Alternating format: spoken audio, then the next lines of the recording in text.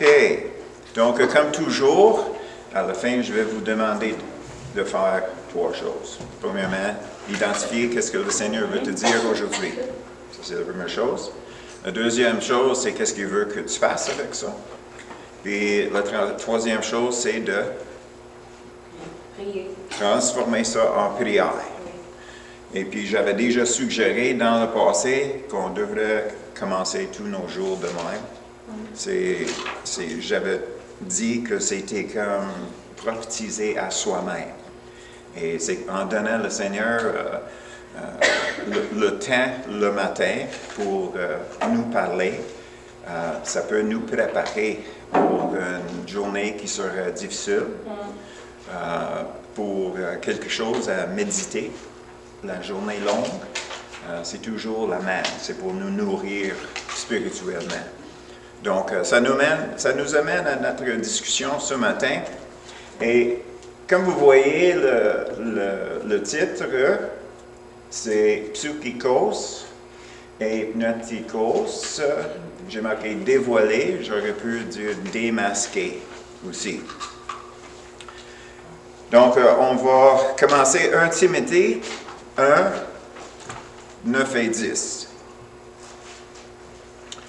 Sachant bien que la loi n'est pas faite pour le juste. Ça, c'est super important.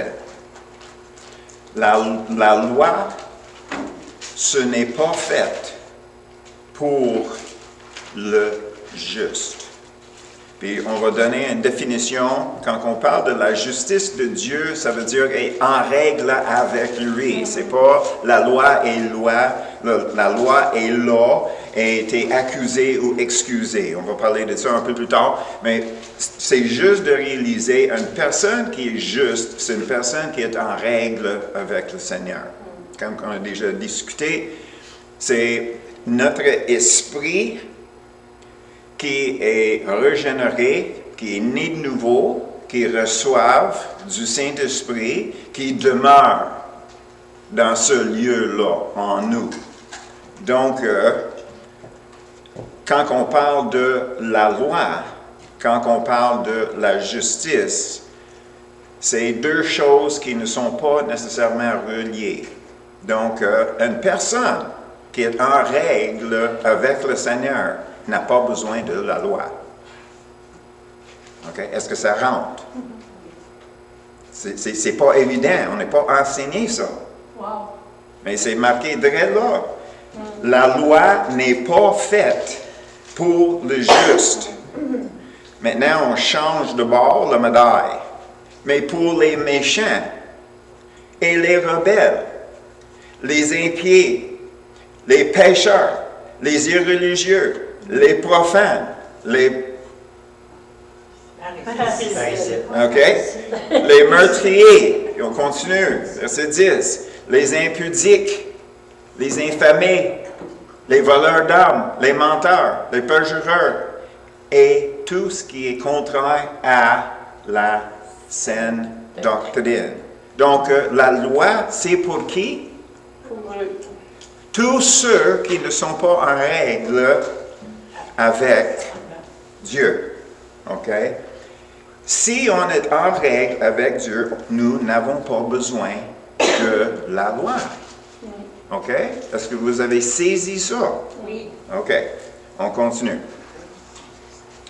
Romains 2, on va regarder 11 à 16.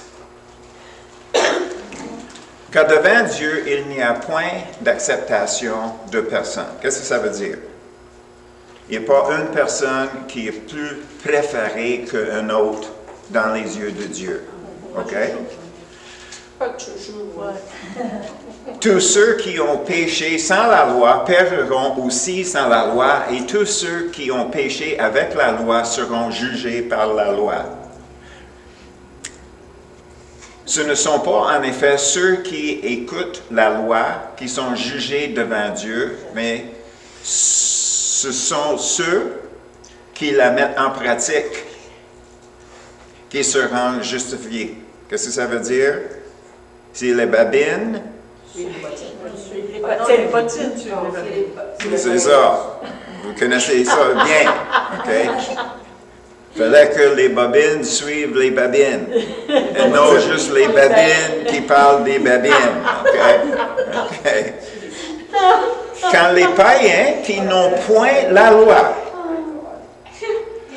font naturellement ce qui prescrit la loi, ils sont, eux, qui n'ont point la loi, une loi pour eux-mêmes. OK? On continue. Ils montrent que l'œuvre de la loi est écrite dans leur cœur.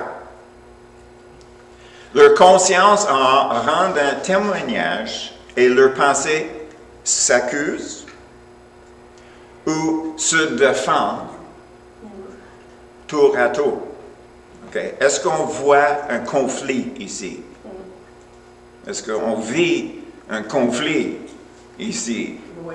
Accuse, excuse, accuse, excuse, accuse, excuse. C'est quoi la source de ça? La loi. Si on est juste, on n'a pas besoin de la loi. Pourquoi d'ailleurs est-ce que nous avons les pensées qui excusent puis s'excusent? C'est parce que on se met sous une loi. Quelle loi? Notre propre loi, notre conscience. OK? Vous me suivez? Oui. OK. Est-ce que notre conscience est supposée d'être en effet tout le temps? On dirait oui, hein? Mais comment ça se fait que les justes n'ont pas besoin de la loi?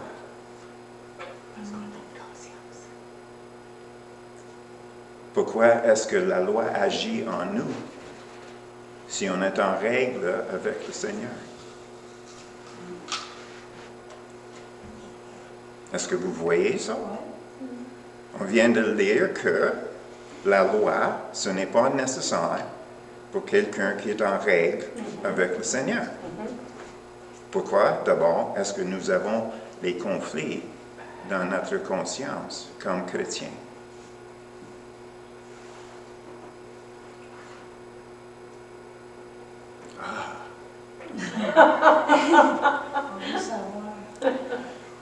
Ce qui paraîtra au jour où, selon mon évangile, Dieu jugera par Jésus-Christ les actions secrètes des hommes. OK. Est-ce que nous avons quelque chose à apprendre? Ah ben oui. Romains 1,4. Le point là qu'on vient de lire, là, c'est on va garder ça en tête. Les pensées qui accusent puis excusent. Les pensées qui accusent et excusent.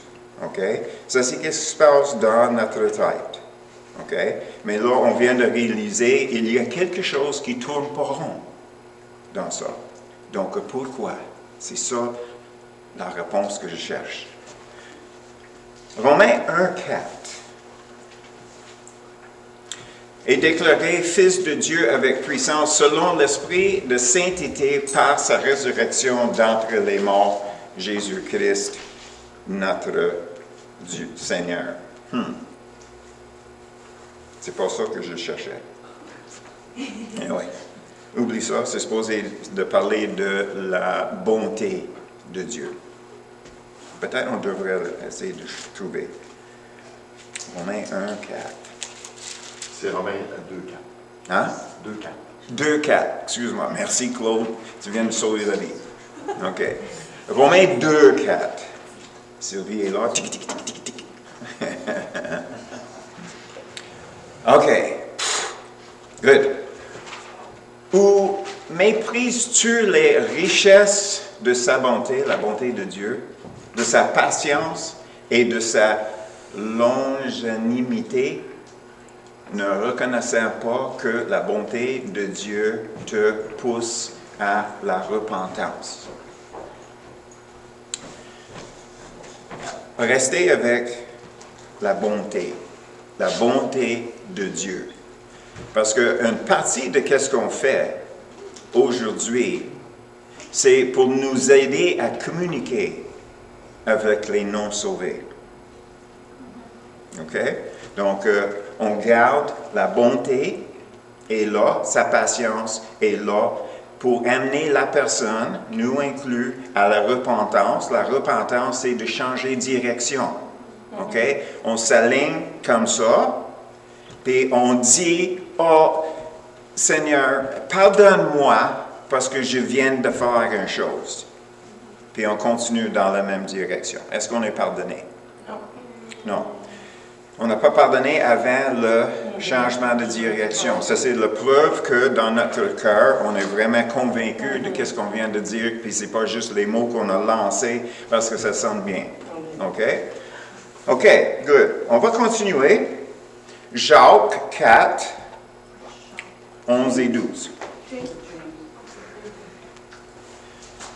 Ne parlez point mal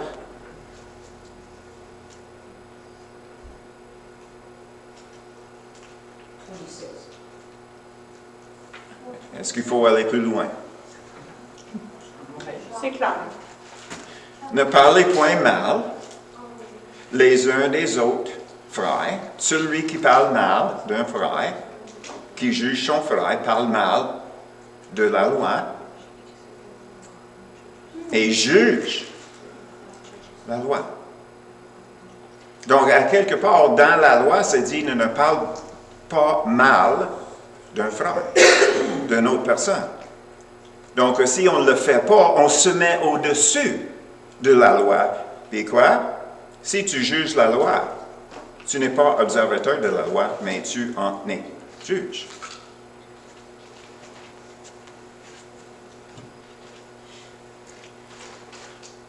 OK? Est-ce qu'on continue à se poser la question? Pourquoi est-ce que nous avons les conflits? Les pensées qui accusent et excusent.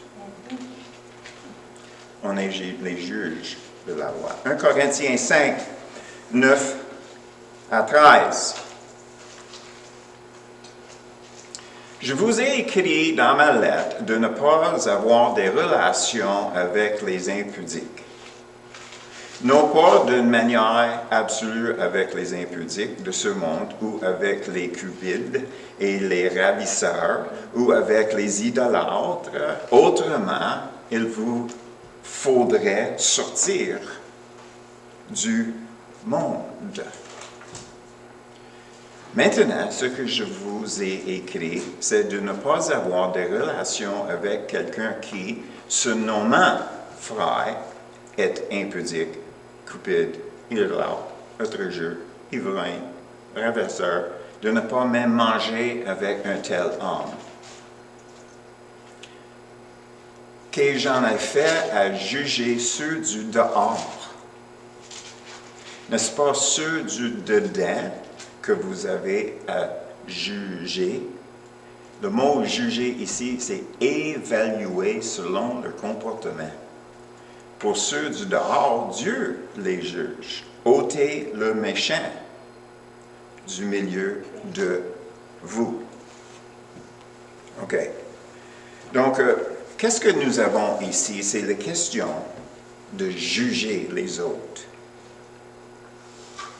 De juger les autres. Puis le problème que nous avons comme chrétiens, c'est que c'est nos opinions sur ceux qui sont à l'extérieur de l'Église. Le gouvernement. Le gouvernement, ils ont passé une telle loi. Puis puis c'est ça, puis puis toutes ces choses-là. Puis c'est comme on est tous étonnés que le monde est du monde. Ou pas du monde. Selon nous. Donc, qu'est-ce que ça nous dit, ces Écritures-là? Gardez vos opinions à vous-même. C'est ça que ça veut dire. Tu sais, vous avez une opinion, mais qu'est-ce que tu viens de faire? C'est que l'opinion que tu fais, c'est un jugement. Si tu es juge, tu n'es pas soumis. Tu es au-dessus. Donc, tu te prends pour un autre. C'est pas compliqué. Le problème, c'est que c'est normal dans l'Église, à l'intérieur comme à l'extérieur, de porter jugement. Si le monde devrait avoir le droit de changer leur sexe, si le monde devrait avoir le droit pour les homosexuels de se marier, Paul est en train de dire, c'est normal en dehors de l'Église. C'est pas normal dans l'Église. Règle les choses chez vous.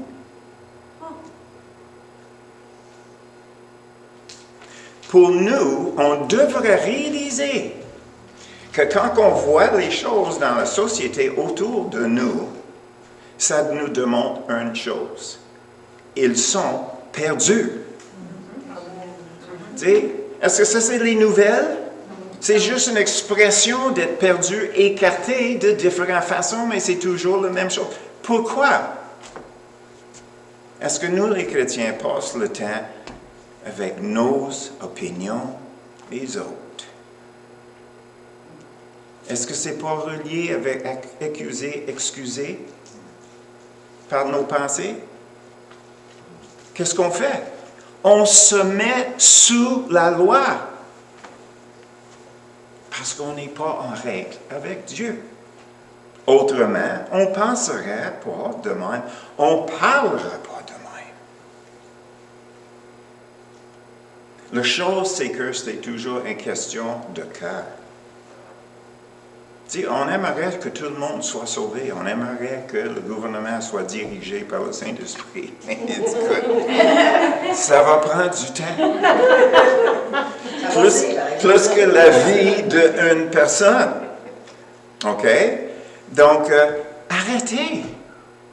Arrêtez avec les opinions. Arrêtez.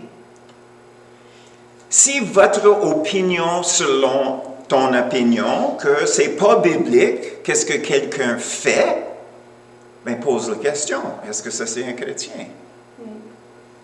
Si c'est pas un chrétien, c'est moi qui juge? Non. C'est Dieu qui juge. N'est-ce pas? Est-ce que c'est pas ça qu'on vient de lire? Tu sais, mind your own business. C'est ça le mot en anglais. Tu sais, comment on dit ça en français? Pas tes affaires, OK? Est-ce qu'on peut juste rester là comme les chrétiens? Est-ce que la vie n'est pas assez difficile qu'il fallait qu'on écoute toutes les choses qui se passent autour de nous dans un monde qui est perdu, écarté, pas sauvé, aucune idée, ignorant? Écoute, ça veut dire qu'il y a d'ouvrage à faire. Il y a d'ouvrage à faire. Puis ce n'est pas la critique qui va le faire. Puis finalement, on va regarder 1 Corinthiens 15, 56.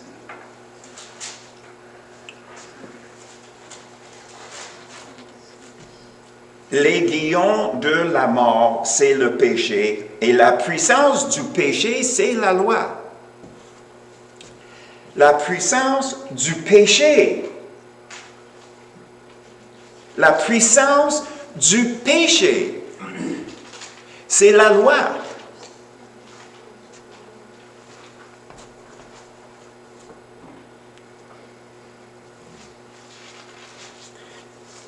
Si on commence à jouer avec la loi, en se disant, bien, j'ai le droit de, je me permets à,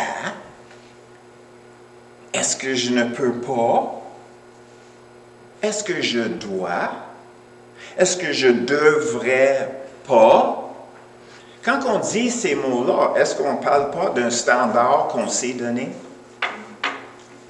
N'est-ce pas? Oui. J'ai le droit, selon qui? Le standard que j'ai pour moi. J'ai le pouvoir, donc je le fais. Parce que c'est moi qui décide. Puis c'est le moi, et le moi, et le moi, et le moi. Donc, ça c'est une description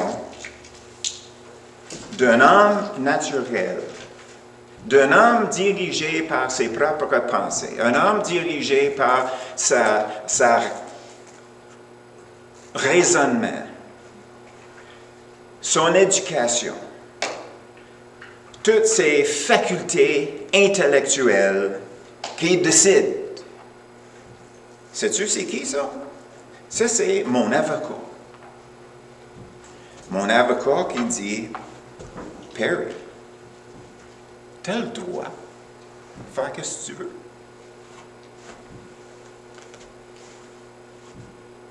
Oui, mais, en beau Québécois, pourquoi est-ce qu'il fallait que je me justifie?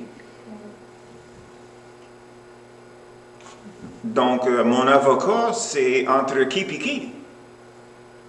Tu sais, on est habile hein, à rentrer dans notre propre cours pour sortir avec la décision qu'on veut. N'est-ce pas? Donc, où est le conflit? Où est le conflit? À quelque part. Il y a quelqu'un qui accuse. Puis à côté de lui, c'est l'avocat qui nous excuse. Mais pourquoi le conflit? Parce qu'on n'est pas en règle avec Dieu. Parce que si on est en règle avec Dieu, on n'a pas besoin d'aller en cours. N'est-ce pas? Est-ce que c'est pas ça qu'on a lu ce matin? Est-ce que je sors un lapin de mon chapeau, ici, là? Est-ce que c'est quelque chose qui est juste apparu de nulle part? OK. Ça, c'est la raison, c'est important de réaliser que nos opinions, c'est juste un jugement. Tu sais, on ne dit pas juge, condamnation, accuse, blablabla. On dit, bien, selon moi, c'est mon opinion que les choses devraient être comme tout ça. C'est quoi? Psychikos. Selon moi, selon mes intelligences, selon mes émotions, selon mes sentiments, et tout et tout. Donc, ça c'est le côté psychikos. Et sais-tu pourquoi les chrétiens sont là-dedans? Parce que souvent, quand on vient au Seigneur, on cherche un système. On cherche un système. Puis je parle de moi. Moi, j'étais une personne qui avait besoin de la loi. Parce que je n'avais aucune considération pour la loi. Ne me donne pas une loi si tu ne peux pas l'imposer sur moi. Parce que, pour de ça, c'était mon attitude. Et qu'est-ce qui est arrivé? C'est qu'avec le temps, j'arrive à une place où j'étais complètement comme perdu. Je n'avais aucune idée quelle direction à prendre. Et je cherchais un point de repère. Jusqu'à ce moment-là, tu sais, moi, la façon que j'étais élevé, c'est que tu vas traiter les autres comme toi tu veux être traité. Tu vas agir envers les autres comme toi tu veux que les autres agissent envers toi.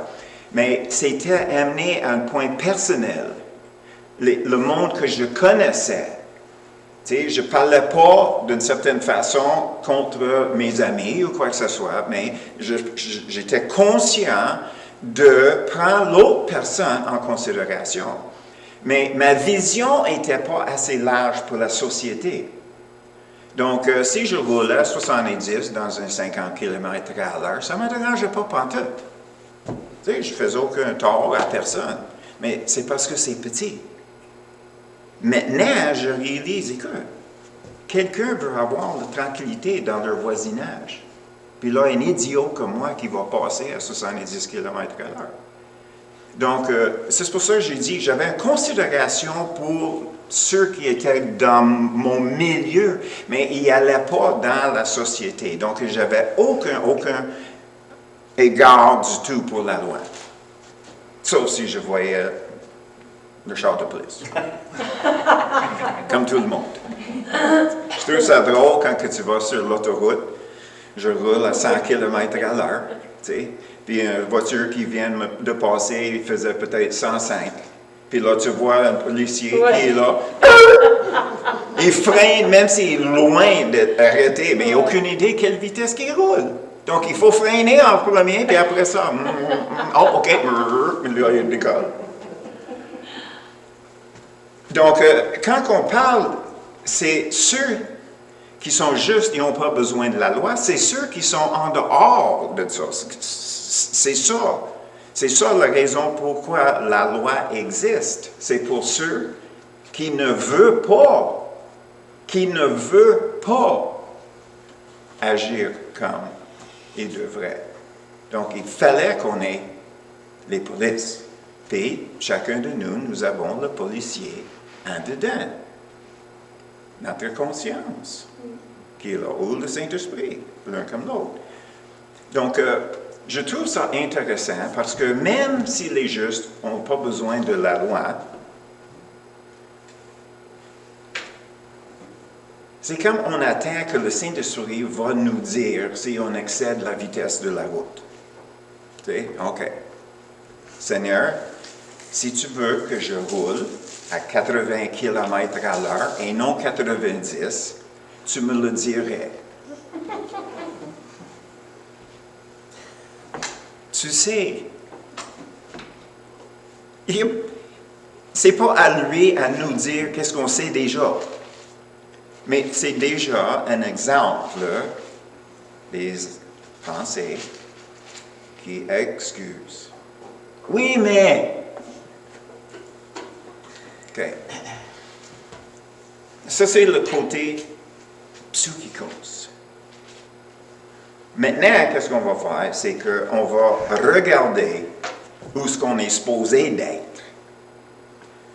Pneumatikos. Ça, c'est la personne qui est dirigée par le Saint-Esprit. OK?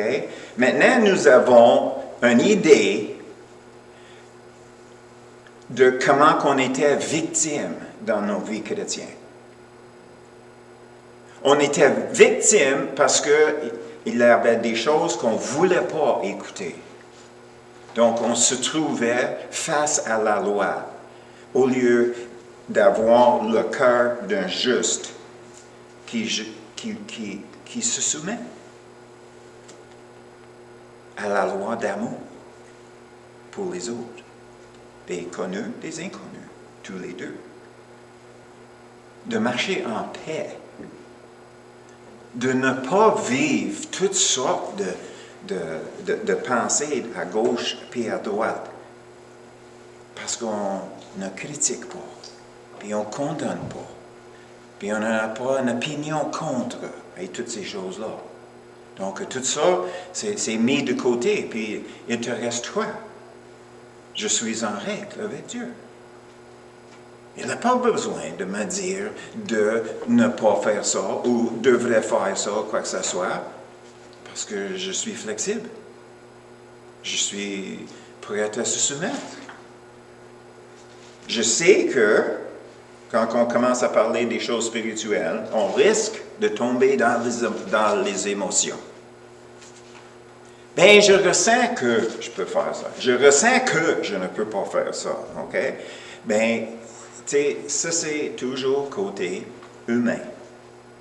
C'est à nous, à développer notre relation avec le Saint-Esprit, qu'on sait quand il nous parle. Puis on est soumis, tout simplement. Alors, quand on commence, Romains 8, 14 à 16, c'est ça que nous avons. Ça, c'est la place de la personne qui est en règle avec Dieu. Ça, c'est la personne qui n'a pas besoin des règles, des commandements, la loi, les obligations et tout et tout. Pourquoi? Tous ceux qui sont conduits par l'Esprit de Dieu sont fils de Dieu. Et vous n'avez point reçu un esprit de servitude pour être encore dans la crainte, mais vous avez reçu un esprit d'adoption par lequel nous crions « Abba, Père ». l'Esprit lui-même rend témoignage à notre esprit que nous sommes enfants de Dieu. Enfants de Dieu. La personne spirituelle, née de nouveau, conduit continuellement par le Saint-Esprit. Est-ce que cette personne-là a besoin de la loi? Est-ce que cette personne-là a besoin des restrictions? Est-ce que cette personne-là se trouve en conflit avec lui-même?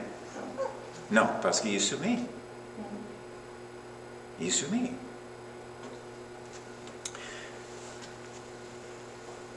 Jean 14, 26. Là, on commence à... Ça, c'est le vrai message. Okay? L'autre, c'était préparation. Vous connaissez déjà tout ça. Donc, on rentre dans le vrai message. Okay? Mais le consolateur, l'Esprit Saint, que le Père enverra en mon nom, vous enseignera toutes choses et vous rappellera tout ce que je vous ai dit. Deux choses. Consolateur, enseignant.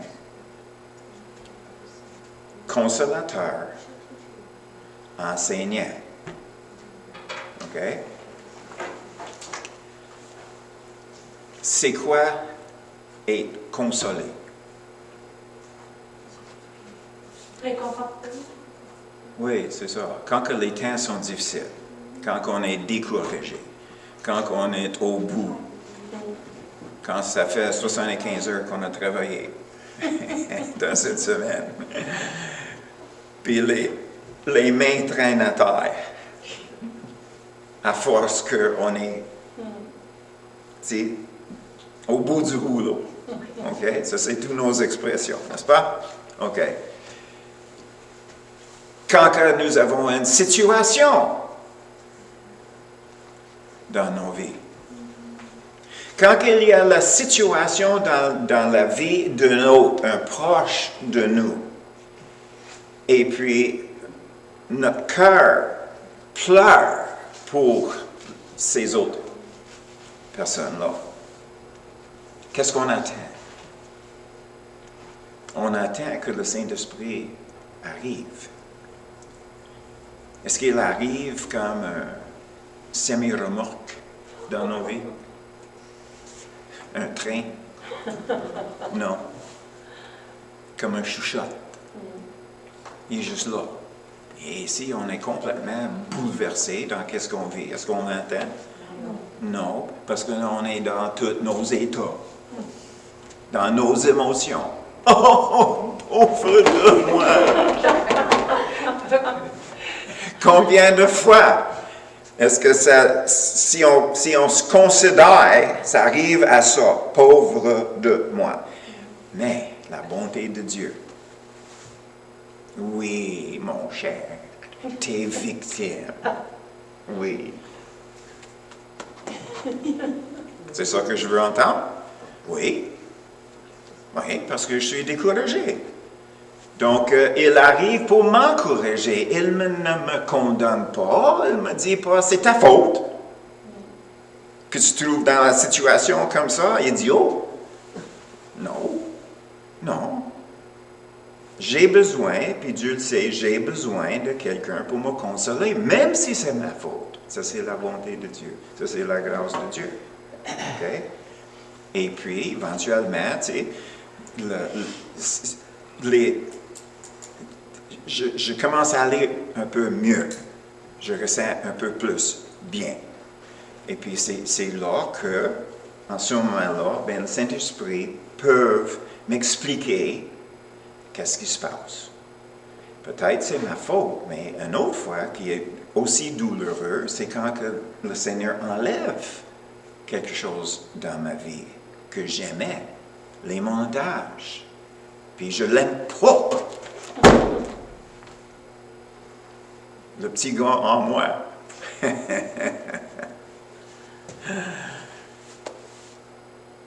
Et là, on peut regarder quelques autres écritures, gardez en tête toujours consolation, enseignement, consolation, enseignement. 1 Corinthiens 12, 1.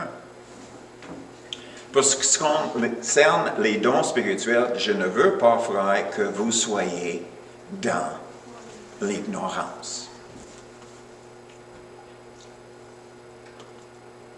Dieu ne veut pas qu'on soit dans l'ignorance. Donc, suite à ça, c'est une explication de comment que le Saint-Esprit fonctionne et pourquoi il fonctionne de même. On va sauter 4 à 6. Oh, c'est là, OK. Il y a diversité de dons, mais le même esprit. Diversité de ministères, mais le même Seigneur. Diversité d'opérations, mais le même Dieu qui opère tout en tout. Verset 11. Un seul et même esprit opère toutes ces choses, les distribuant à chacun en particulier comme il veut. OK? Donc, qu'est-ce que nous avons? C'est que ça, c'est le Saint-Esprit, il arrive comme Père Noël. Je vais le dire de même. Nous connaissons Père Noël, il arrive, il nous donne des cadeaux. Hein? OK, bien le Saint-Esprit, il arrive, puis il dit, ah, OK, moi j'ai un cadeau pour toi. Puis Lise est là, ah oui, oh, ah oui, ah oui, ah oui. Ah oui, c'est oui, puis qu'est-ce que ça va me coûter? Hein? C'est comme ça, mais Dieu ne veut pas qu'on soit ignorant. Donc, il fallait qu'on soit capable de discerner, peu importe la façade, peu importe l'emballage, que ça vienne de lui. Puis il y a une raison pour ça. Il y a une raison pour ça. Ne s'enfarge pas dans les fleurs du tapis. Hein? C'est ça l'expression? OK, good. Donc, le verset, n'oublie pas, confort et enseignement. OK? Maintenant, 1 Corinthiens 14, 3. Celui qui prophétise, au contraire, parle aux hommes. OK? Quand une personne prophétise, ça vient du Saint-Esprit. Donc, comment est-ce que le Saint-Esprit nous parle? Il nous édifie, il nous exhorte, il nous console. Donc, consolateur, enseignant. OK? Donc, quand le Saint-Esprit nous parle, OK, est-ce qu'on voit critique? Non. Condamnation? Non. On peut prendre exhortation, édification comme un encouragement de changer. On peut voir ça comme une formation, comme une éducation. Toutes ces choses-là, afin de nous corriger dans notre façon de penser naturelle. Donc, on est en train de faire la transition entre l'homme naturel à l'homme spirituel, femme naturelle à femme spirituelle. Il y a une transition, il y a un processus de traverser de l'un à l'autre. Donc, il fallait qu'on ne traverse pas le garde-fou. Le garde-fou est là. Donc, on ne traverse pas à l'autre côté. On reste dans l'esprit. On ne se laisse pas être emporté par nos opinions, nos standards à nous autres. OK? Donc, nous avons le Saint-Esprit qui agit de cette façon-là, qui est mentionnée, qui est en lui comme enseignant et consolateur. OK? Puis finalement, 1 Corinthiens 14, 26 nous donne l'objectif de tout ça. Que faire donc, frère? Lorsque vous vous assemblez les uns ou les autres parmi vous, ont-ils un cantique, une instruction, une révélation, une langue, une interprétation, que tout se fasse pour L'édification. OK. Puis la définition d'édification, OK, Dieu est en train de monter un édifice spirituel. Donc, c'est construire. Construire. Toutes ces choses-là, c'est pour construire, c'est de monter aux hommes et femmes naturels un ensemble spirituel. C'est ça l'objectif. OK. Pourquoi est-ce que j'amène tout ça? C'est parce que on n'est pas capable d'amener qui Dieu est à ce monde ici pendant qu'on pense comme ce monde ici. Si je vais témoigner à quelqu'un, puis je vais parler de la Bible et parler de Dieu, si ça sort de ma bouche, il fallait que tu fasses ci, il fallait que tu fasses ça. Les règles, les commandements, même si on dit ça c'est pour votre bien, c'est un non-croyant. Ils ne comprennent pas. Donc, comment est-ce qu'on est supposé de parler à un non-croyant? Comme ça. Édification. Bâtir la personne. Encourage la personne. Donne de bons conseils, si c'est demandé, à cette personne-là. Pourquoi? Parce que c'est nous qui représentons le Saint-Esprit sur terre. Donc, il fallait que qu'est-ce qui sort de notre bouche sortirait de sa bouche. Amen. Donc, si on est en train de dire quelque chose, on devrait réaliser si ce serait quelque chose qu'on aimerait entendre si on était dans l'état de l'autre personne. La personne est en train de se noyer dans ses problèmes, puis tu lui dis, mais c'est ta faute. Qu'est-ce que tu attendais d'autre que ça? Est-ce que ça va aider? Non. Est-ce que c'est vrai? Bien, peut-être. OK? Est-ce qu'on peut considérer ça comme une exhortation? Bien, il y a beaucoup de chrétiens qui diraient oui. Mais ça ne bâtit pas. On est là pour bâtir. Au nom de Jésus, le Saint-Esprit, Dieu le Père. C'est là, tu sais. C'est parce qu'on réalise que l'autre personne est complètement perdue. Donc, la seule lumière qu'on peut amener dans leur vie, c'est un peu d'encouragement. Un peu de « je suis là avec toi. Comment est-ce que je peux t'aider? » C'est pas si grave que ça. On va passer à travers. Tu sais, c'est ces mots-là. C'est qui est Dieu qui est important. Tu peux dire Dieu est ci, Dieu est ça, blablabla, blablabla. Tu sais, laisse faire. Qui es-tu? Tu sais, maintenant, j'ai changé la façon que je parle aux non-croyants. Je demande en premier, j'ai dit, est-ce que tu es croyant? Est-ce que tu vas à l'église? Non. Croyant? Oui, il va répondre. Croyant. Tous les catholiques sont croyants. OK? Ça veut dire tout le monde au Québec sont croyants. Est-ce que tu vas à l'église? Non, pas depuis que j'étais ado. J'allais avec mes parents. Donc, comment est-ce que tu t'exprimes que tu crois en Dieu?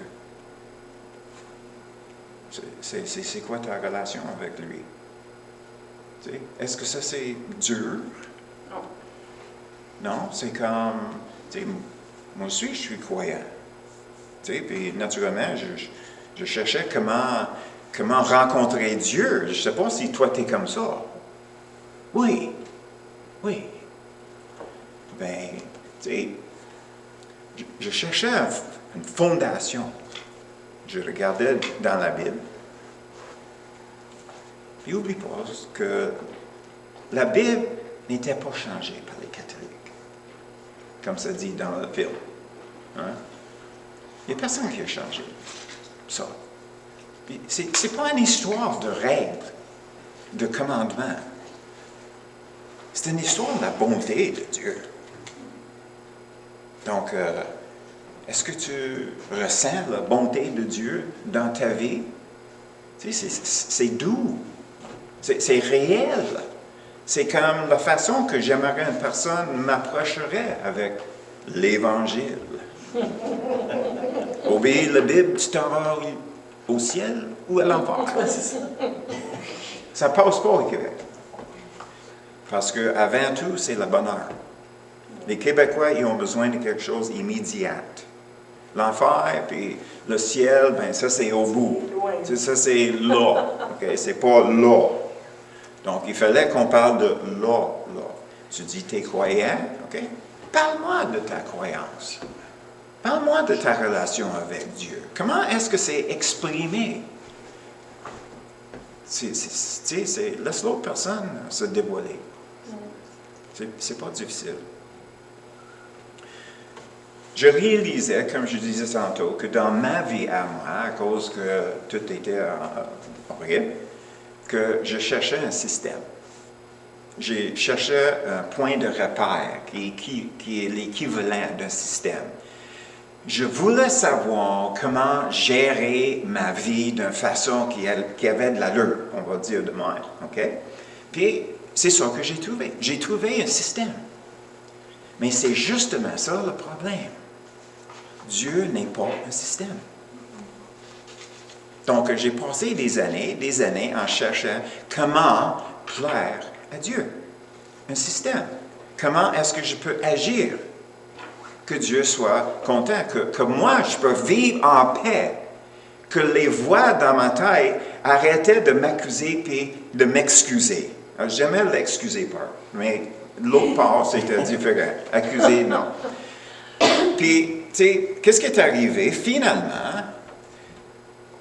C'est que j'ai réalisé que le point de repère que j'avais trouvé, c'était juste un système. Et puis, c'était à moi à trouver la façon de l'exprimer. Donc, qu'est-ce que nous avons parmi les chrétiens aujourd'hui? C'est que tout le monde a une recette. Tout le monde. Ramasse le livre. OK? Si tu fais ça, tu vas toutes les promesses qui vont avec. Un autre, mais si tu fais ça, puis toutes les promesses qui vont avec. Donc, c'est comme, il te donne une clé, OK? Mais ça ne fit pas dans la porte. Puis un autre, il te donne une autre clé, puis ça ne fit pas dans la porte. Il te donne une autre clé, puis ça ne fit pas dans la porte. Demande le portier de l'entrée. Demande à la portier de l'ouvrir. N'est-ce pas? Donc, c'est pas un clé qui fait tout, d'une façon de parler, mais de l'autre côté, il y a juste une clé qui est nécessaire pour tout. Donc, les chrétiens se trouvent dans la situation, si je prie tant de temps, si je lis tant de temps, si je fais ça, si je fais ça, puis je fais ça, la fin de tout ça, c'est que je ressens bien. J'ai tout fait. J'ai mon recette qui est là. J'ai mis tout en ordre. Mon système est parfait. Donc, Dieu doit être content avec moi. Mais pourquoi? Mais pourquoi? Ça, c'est le côté qui m'excuse. L'autre côté, est-ce que tu as assez bien fait? Est-ce que tu as assez fait? Est-ce que tu as prié assez longtemps? Est-ce que tu as prié de la bonne façon? Tu sais, voyons donc, tout allait bien jusqu'au temps que toi t'arrives.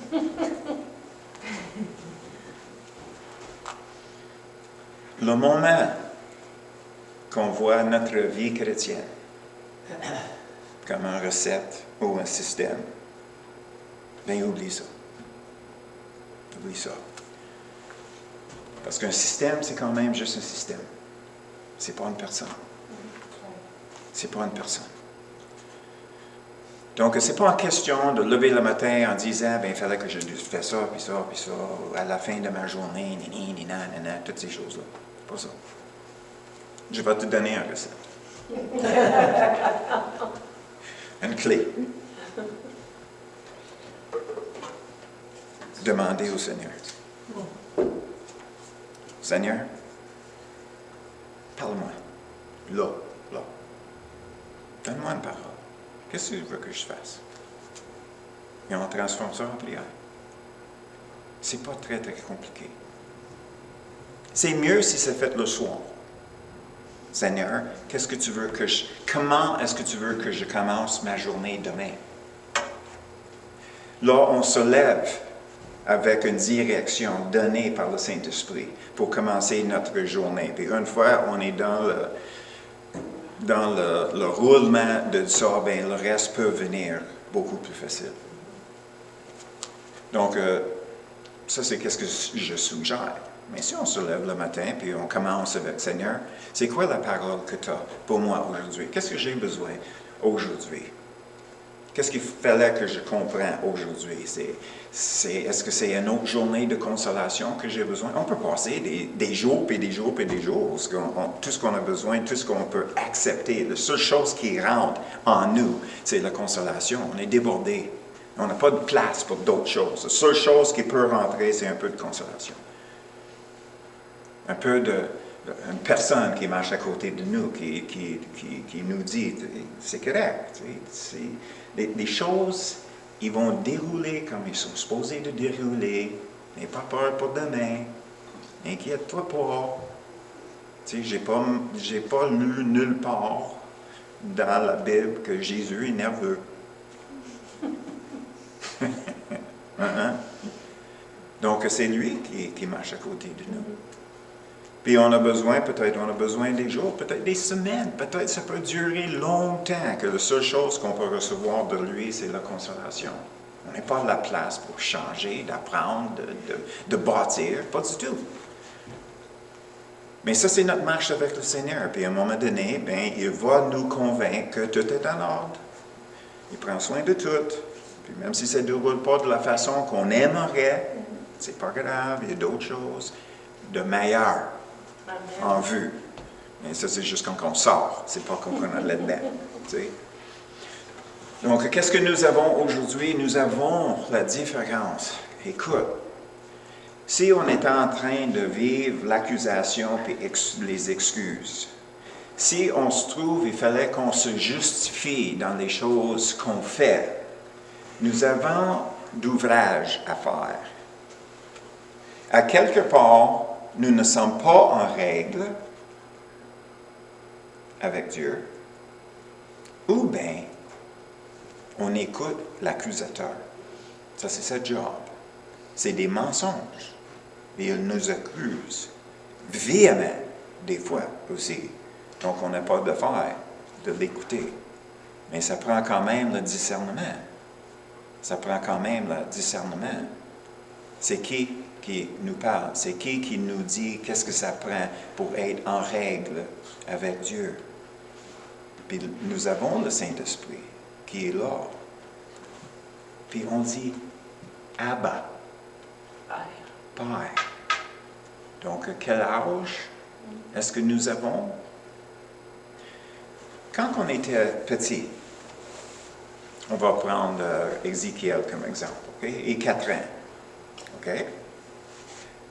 Comment est-ce que la vie d'Ézéchiel est dirigée? Par ses parents. Sa mère. Sa mère dit, Ézéchiel, on ne fait pas ça ici. Qu'est-ce que Ézéchiel fait? Oh, il arrête. OK, Ézéchiel, on s'en va, on va chez Tim, puis on va acheter des Timbits. Oh boy! C'est le fun! OK, Ézéchiel, c'est ça maintenant. C'est ça maintenant. Qui est instruit, et encouragé, et corrigé, parfois, si c'est nécessaire. OK? Mais toute sa confiance demeure dans sa mère et Jaja, David. OK? Tout est là. OK? Est-ce qu'il a l'air nerveux? Mais il est capable de chasser les démons. Il est capable. OK? À quelque part, c'est qui l'avait dirigé? L'autre jour. Ça, c'est nous. Ça, c'est quelque chose qu'on était juste bisbé. Ça, c'est le mot qu'on... Bouche bée. Bouche bée. Bouche bée. On était en train de prier, on était pour manger, puis on avait demandé à Ézéchiel de prier. Il priait, puis il disait, puis Jésus, je veux voir un ange, et je veux te voir. Amen. Amen. Amen. Amen. J'ai jamais pensé à demander voir un ange. J'ai jamais pensé à demander, je demande où est-ce que tu es, Seigneur. Pas tout à fait pareil. Mais c'est quand même, c'est un exemple pour nous autres. Quand que Jésus a dit, sois comme les enfants, il fallait qu'on retourne à la place où que notre confiance est basée sur la capacité, l'habilité, le pouvoir de notre Père, de nos parents, et de rester là. Laisse faire les accusations, laisse faire les excuses, la justification, les opinions, les jugements, les condamnations, les critiques. Okay? Essaye de mots. Okay. Je ne connais pas d'autres, mais anyway. Donc, ça, c'est ça pour aujourd'hui.